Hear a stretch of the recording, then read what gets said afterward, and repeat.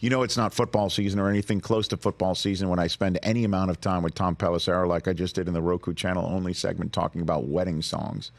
I got a lot of thoughts on wedding I'm songs. sure you do, Tom. We can do that all day. Well, And the season, by the way, it's not that far away. Do you realize 16 days from right now, Rich, the Ravens rookies report to training camp? We are less than a month away from every team being on the field in training camp. We are 70 days away from the opener. The next couple months here, it's fantasy draft central. It's everybody getting hyped up about all 32 teams. This is the beautiful, beautiful time of year. So we can sit here and say we're in the break, before training camp. I look at it as we are already in that ramp up that, if the NFLPA gets its way, will be even longer with players in training camp next year. No, I know that. And that's the question. I want to start here.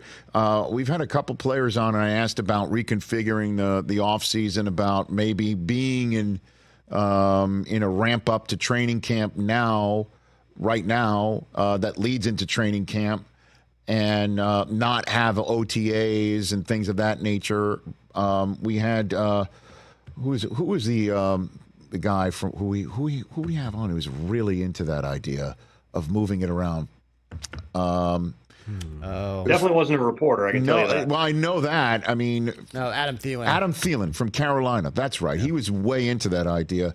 But the NFL and the PA already said that's not happening next year, right? They already decided because they gave out the new league year dates and everything like that. Well, they have to release those dates early on for planning purposes, but that doesn't mean that you can't have changes later on, right? As of now, the offseason program, the April 7th, I think it is, with the new head coaches in 2025, that's on the calendar.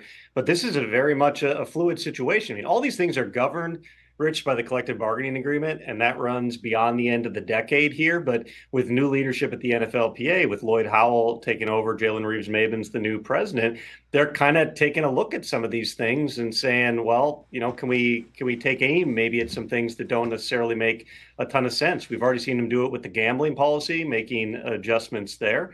We've seen it with some other lower profile things that we probably haven't even talked about.